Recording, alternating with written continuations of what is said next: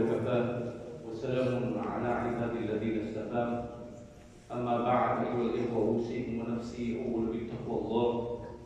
يقول الله سبحانه وتعالى في القرآن المجيد بعد أعوذ بالله من الشيطان الرجيم إن الله وملائكته يصلون على النبي يا أيها الذين آمنوا صلوا عليه وسلموا تسليما اللهم صل على سيدنا محمد وعلى آل سيدنا محمد وأصحابه وبارك وسلم. وقال الله تعالى أيضا بعد أعوذ بالله من الشيطان الرجيم ولله على الناس حج البيت من استطاع إليه سبيلا. وقال نبينا وحبيبنا محمد صلى الله عليه وسلم من حج هذا البيت فلم يرفث ولم يفسق خرج من ذنوبه كيوم ولدته أمه. وقال نبينا وحبيبنا محمد صلى الله عليه وسلم الحج عرفة كما قال عليه السلام.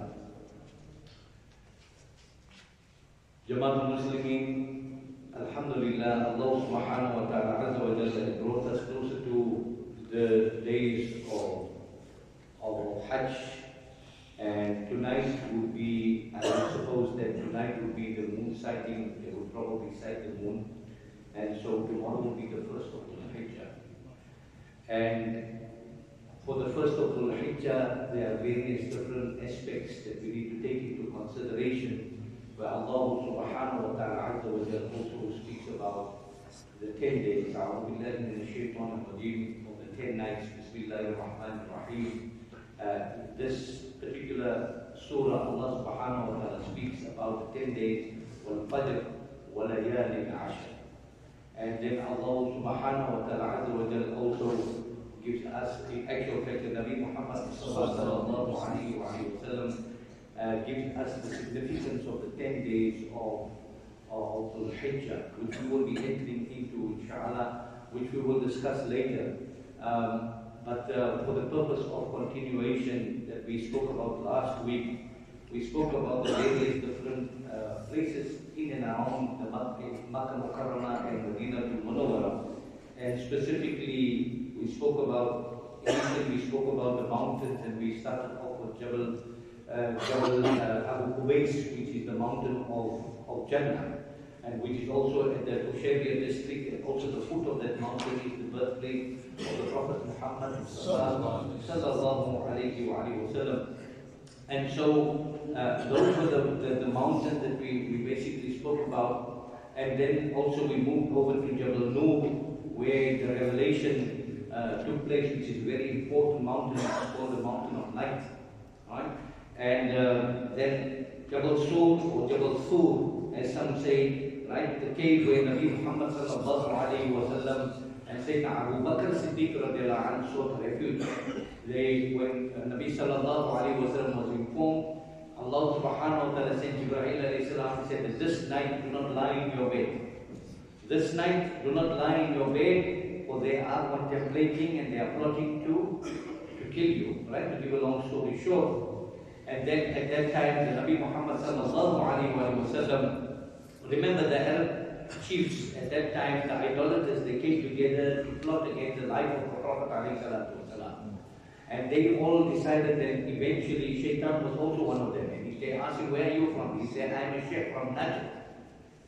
Remember the hadith of Nabi sallallahu alaihi wasallam made dua, Allahumma barik lana fi yamnina wa shamina. He made dua for the people of Yemen and Sham. And then a man from Najd was there, and he said, Ya Rasulullah, make dua for Najd. And again Nabi also made dua for Yemen and Sham. And again this man asked for dua for Najd. And then Nabi Sallallahu again made dua for Yemen and Sham. Sham, which is modern day, if we call it now Israel, Palestine, includes all that area, inshallah. Right? Jordan, Syria, all that. Palestine, then is Sham. And then obviously you know where Yemen is. So Nabi Sallallahu made dua for these countries. And he never made dua for Najd. And this man asked, that Nabi Sallallahu should make dua for Najd. But then he asked, Ya Rasulullah, I asked you on so many occasions, make dua for Najd, but you did not. So Nabi Sallallahu Alaihi Wasallam said, is reported to have said that the horns of fitna will come out of Najd. Check it out, it's a hadith, Muhammad alayhi salam. So, yes, Jabal Tur, where the Nabi Muhammad sallallahu alaihi wasallam, when he left Makkah Mukarramah, it was the order that came from Allah subhanahu wa ta'ala that this night do not lie in your bed. They are plotting to kill Nabi Karim sallallahu alaihi wasallam. So what they did was they made a hole in front of his house, and they said when the Nabi sallallahu alaihi wasallam comes out, then he will fall in the hole and we will all have a hand in killing him. This was the suggestion, the final suggestion then of the shaitan that came in the form of a man, and they asked him, where are you from? He said, no, I'm a Sheikh from Najd. Right? And so the story it goes like this, that the Nabi sallallahu alaihi wasallam told Ali, you sleep in my bed tonight.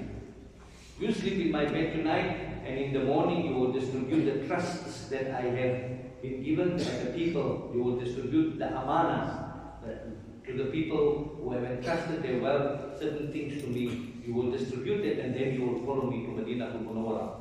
Knowing the story, Sayyidina Ali wasn't concerned at all, because he knew that if Nabi Sallallahu said you will distribute and you will come to me, follow me in Medina, he knew that nothing will happen to him. And so he slept peacefully under the blanket of the Prophet Muhammad Sallallahu on his bed. And so in the morning, at night, when the Nabi Sallallahu then left the house, he threw some dust in their direction, and they did not even see Nabi Karim Sallallahu pass in front of them. And he went in, it was in the evening, and the Nabi Sallallahu knocked at the door, and he knocked, and remember, the Nabi Sallallahu said to the companions, remember Nabi Sallallahu was how many years in Makkah Mukarramah? 13 years, right? So for the 13 years, within the 13-year period, Nabi Sallallahu told the companion, he said, one day,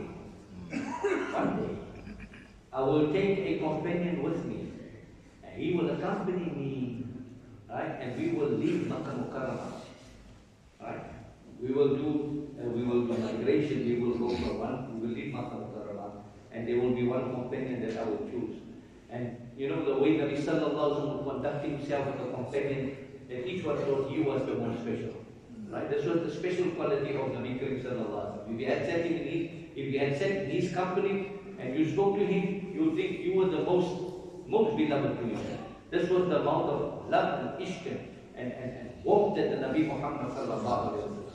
So people would just come to Nabi Sallallahu, even just to sit in his company. Sallallahu. And so that night Nabi Sallallahu went and knocked at a particular door. He knocked at a particular door to take his sati with him, his partner with him, the person who is going to accompany him, and whose door did he knock on? He knocked on the door of Sayyidina Abu Bakr Siddiq radiallahu anhu. And knocking on the door, immediately the door opens up, and Sayyidina Abu Bakr Siddiq radiallahu anhu says, Nabi Sallallahu Alaihi Wasallam says, Nabi Sallallahu says, oh, Ibn Abu Quhafa, you at this door? So Abu Bakr Siddiq radiallahu anhu said, Ya Rasulullah, fidaka ummi wa abi, may my mother and father be sacrificed for thee. The day when you said that you will take one companion with you, I have been waiting for you sleeping by this door. Can you understand the commitment that the Muslims had in the time of Nabi Karim Sallallahu Alaihi Wasallam? Where is our commitment? What has become of this Jamaat? He said, from the time that you have said, it is important to have said this, that the Nabi Sallallahu Alaihi Wasallam says, when he said that one day I will take a companion with me, he said, from that day I have been sleeping by this door. And Abu Bakr was one of the wealthiest people. He said, and there's two camels. They are well fed.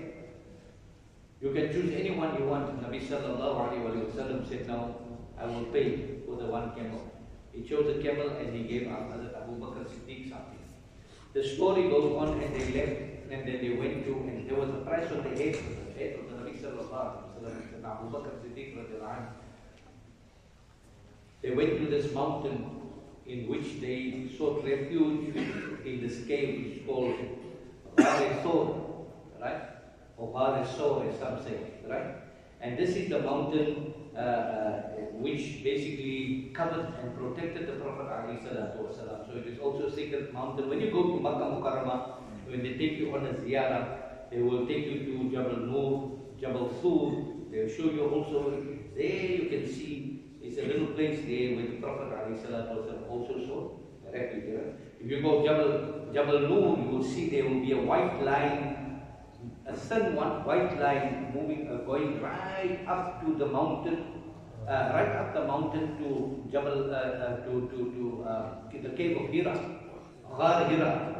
Right? And what will be that white line is where the people wearing their white clothes and they are going on top, they're climbing the mountain. For many of you, some of you may have been there already. And they climb on the top of this mountain to go and make a two rakat salah in this particular cave where the Nabi Sallallahu Alaihi Wasallam received the revelation. So don't get confused with the two caves. The one is Jabal Thul's cave, the other one is Jabal Nur's cave. Jabal Nur was where the revelation took place, Jabal Thul was the place where the Nabi Sallallahu Alaihi Wasallam was revealed. Right? Then we come to a very important mountain which is called Jabal Rahmah, the mountain of mercy.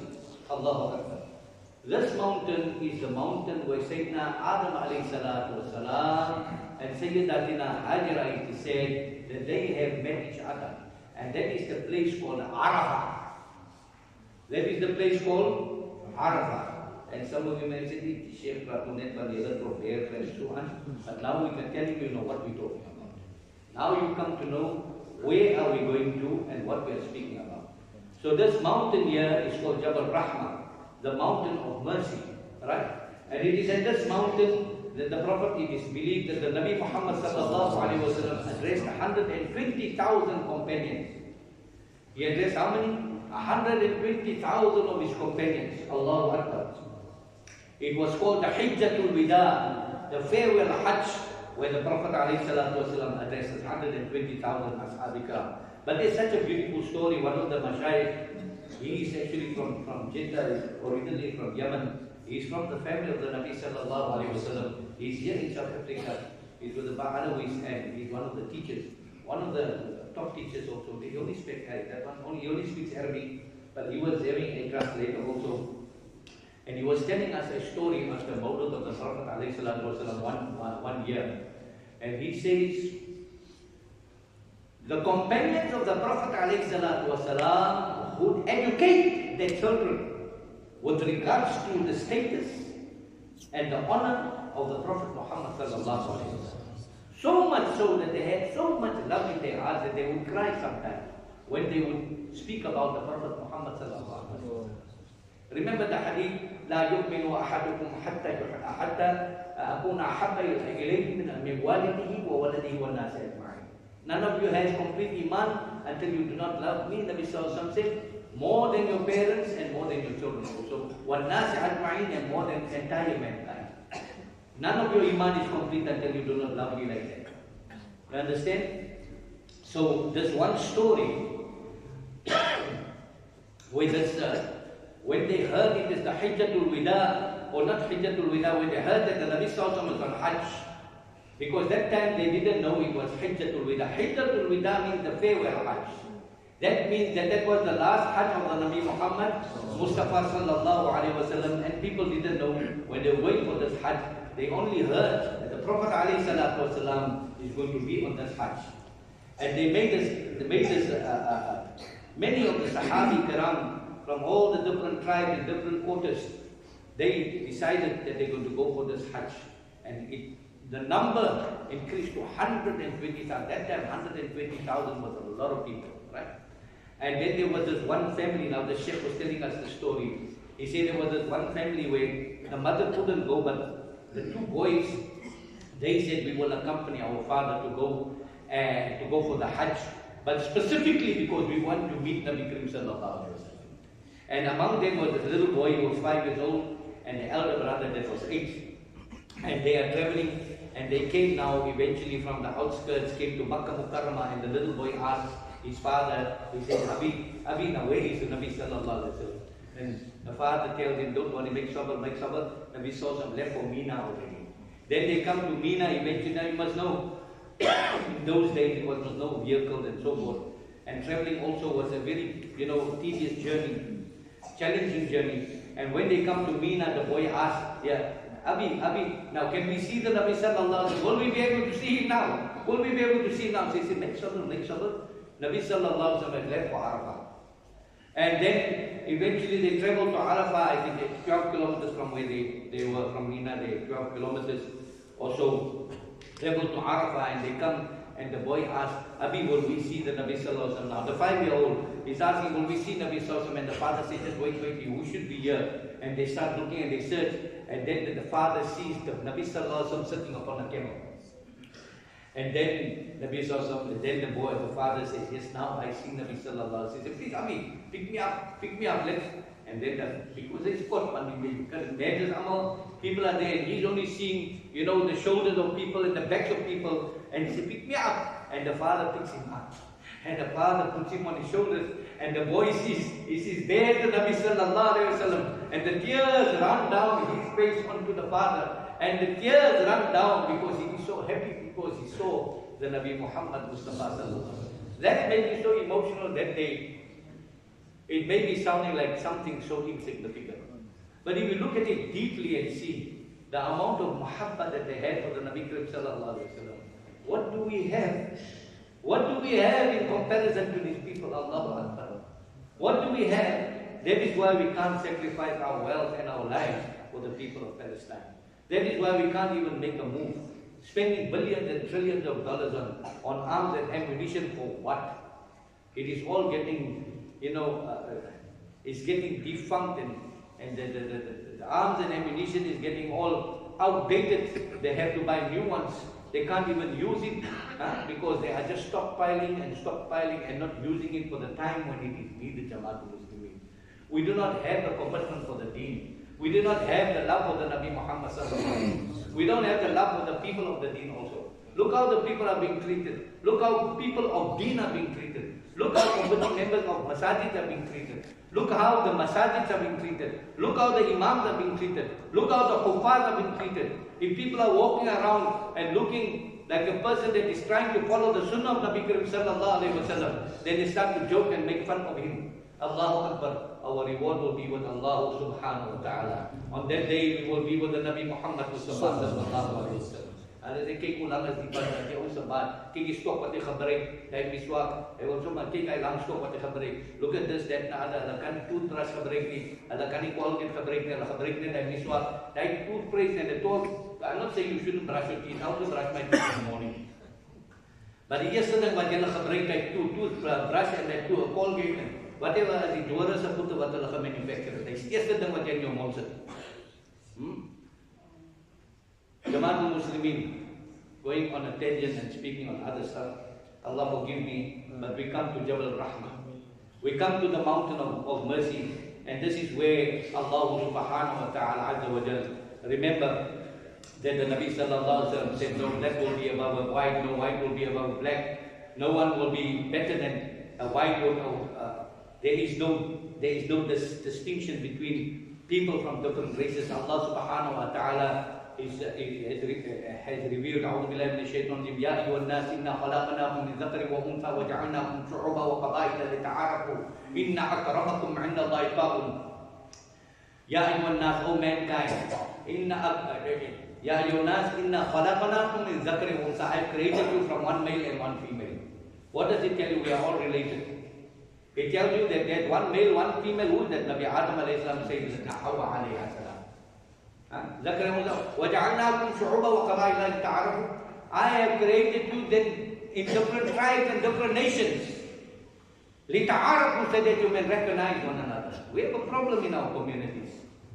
The Indian people, they don't want to look at the Malay people. The Malay people don't want to look at the Somalian people. The Somalian people don't want to look at the Pakistani people. The Pakistani people, and other Tamil Muslims. Everybody is under the ban of La ilaha illallah Muhammadur Rasulullah sallallahu alaihi wasallam. And the bottom, that last part of that ayah, Inna akramakum indallahi atqakum. The best of you is the one who is most conscious of Allah Subhanahu Wa Ta'ala. Not the one that is a Somalian, not the one that is an Indian, not the one that is a Malay, not the one that is black, not the one that is white, but the one that is most closest to Allah Subhanahu Wa Ta'ala. Inna akramakum indallahi atqakum. This, I'm telling you this because this was the ayah that was mentioned at Jabal Rahmah on the Hijjatul Wida at this particular mountain. We're speaking about the significance of each. mountain and what actually took place by each mountain. And this mountain is also called Jabal Arafah. Right? And the Hujjaj have now left. They have already started moving to Azizia. And on the 8th of Dhul Hijjah, they will now move to Mina. Right? And the Imam Abdul Wahab is also with them. And Alhamdulillah, we make dua that Allah subhanahu wa ta'ala grant them a Hajj Mabrur and a Hajj Maqbool. And I'm going to, and for like, look, the thing is this, that the ayah that have also been mentioned, which is a very, very important ayah, is A'udhu billahi minash shaitanir rajeem. Al-yawma akmaltu lakum deenakum wa atmamtu alaykum ni'mati wa raditu lakum al-islam deena. This day I have perfected your religion for you, completed my favor upon you, and I have chosen for you Islam as your religion. This is in Surah Ma'idah, where this ayah was also revealed on the Hijjatul Wida at this very mountain, Jabal Rahmah. Right? Jamaatul Muslimin, because of time, there is the virtue of Madinatul Munawwara and the mountain in Madinatul Munawwara as well, which I feel that I'm just going to go over it briefly, just to give you an idea. But what is important for me right now is that we, this evening, it may be the 1st of Dhul Hijjah. And on the 1st of Dhul Hijjah, when that takes place, then the Nabi Muhammad sallallahu alayhi wa sallam has reported to have said that there is no greater days than the 10 days of Dhul Hijjah. So we're supposed to fast, we're supposed to do any good deeds that we can, we're supposed to do whatever we can, but we also, primarily, we should prepare ourselves to make the slaughtering, to do not slaughtering. The term slaughter is not a good term, to make the sacrifice of the sheep that we're going to buy, or the animal that we're going to share in, be a bull or a cow. Then 7 people can share. I think it works out cheaper like that as well for those of you who can't afford. Remember that the Nabi Muhammad sallallahu alaihi wasallam is reported to have said, for those of you who are able to do the sacrifice and they refuse to do it, they can easily do it. Don't come near the Eidgah.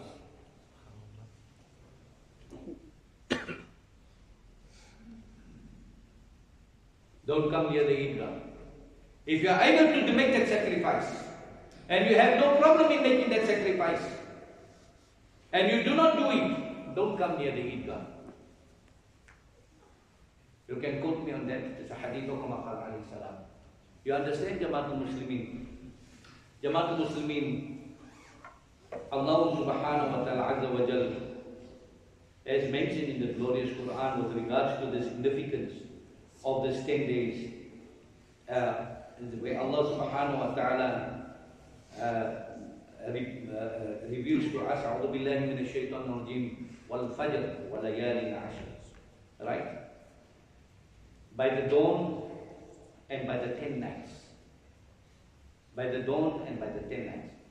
This oath that Allah takes substantiates the greatness and the sacredness of these 10 nights in the eyes of Allah subhanahu wa ta'ala. This is an extraordinary oath. It is very reliable and significant, and the wise men can understand. Those of you who have aql can understand why Allah subhanahu wa ta'ala took an oath. Right? Why? To attest the importance of the 10 days that are to come. The Prophet alayhi salatu wasalam said that these days are blessed days. Ibn Abbas radiallahu anhu reports that Nabi sallallahu alayhi wasallam is reported to have said, no good deeds are better than what is done in this first 10 days. The first 10 days of Dhul Hijjah. And some companions asked the Nabi sallallahu alayhi wasallam, said, not even jihad in the way of Allah? The Prophet sallallahu alayhi wasallam said, not even jihad in the way of Allah. It is greater than jihad in the way of Allah subhanahu wa ta'ala, unless, except for a man who goes with his life and his wealth and risk his life and risk his wealth, and he returns with nothing. In other words, he returns to Allah subhanahu wa ta'ala with no wealth and no life. I would understand it like that, because When are the return to inna lillahi wa inna ilayhi raji'un? From Allah do we come and unto Him is our return. Or it could be that the man has put his life at risk and he spent everything and he returns to his family with nothing. The Nabi sallallahu alaihi wasallam says, no, I'm not just talking stuff from my pocket, Jama'at Muslimin. Everything is verified. There's a hadith with everything. So this is even greater than a normal jihad, these 10 days. You understand? I'll give you a hadith, an authentic hadith. عن ابن عباس رضي الله عنه عن النبي صلى الله عليه وسلم أنه قال ما العمل في أيام أفضل منها في هذه يعني أيام العشر. Right? Then the Sahabi asked. The Nabi Sallallahu Alaihi Wasallam said there is nothing greater than these 10 days of Dhul Hijjah. And one of the companions asked, قال ولا الجهاد؟ قال ولا الجهاد إلا رجل خرج يخاطر بنفسه وماله نفسه your life وماله فلم يرجع بشيء and he comes back with nothing. وكما قال عليه السلام, this is Sahih Bukhari, كتاب العيدين باب الأفضل العمل في الأيام التشريق. That is the reference to the hadith number 969. Greater than jihad, unless the man went to go and sacrifice his entire life and to sacrifice everything that he had. The 10 days. Tonight may be the first of those nights when the moon will be sighted. It is recommended that we should fast. Try to fast the 10 days. Okay? Try to fast the 10 days, and on the day of Eid, you will break your fast. That is why when we come to Eid al-Fitr, they say, okay, break your fast before you go to the masjid, because you've been fasting for 30 days. In other words, have something in the morning before you go to the masjid for Eid Salah. On Eid al-Fitr, the one way Ramadan, after Ramadan you get Eid al-Fitr, then you have something sweet before you go to the masjid, because normally what would have happened is you would have been fasting. But on this Eid,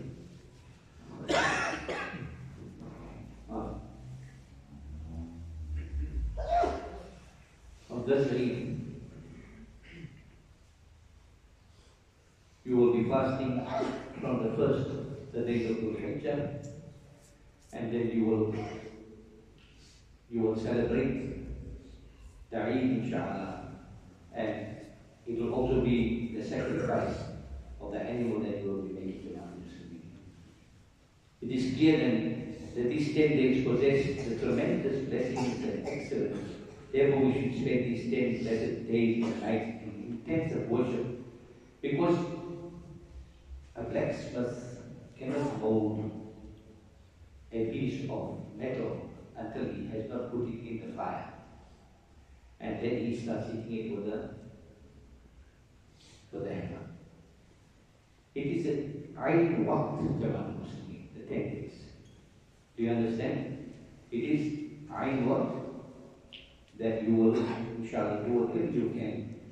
What you can do is spend the time with family, form the family members, buy something nice for your parents, see to the poor, make extra nafil salats, stand up for the tahajjud salats, change our ways to speak. Now you've now entered in the month of Ramadan. Try and enter with that mindset. Don't just take it for nothing. Try and enter into that mindset that you're going to now, that social media that you've been on, you're rather going to put on qira'ah and some recitals and so forth. Try to do that for the 10 days and get the maximum reward. And Allah subhanahu wa ta'ala reward us. Finally, because I said this must not get left behind.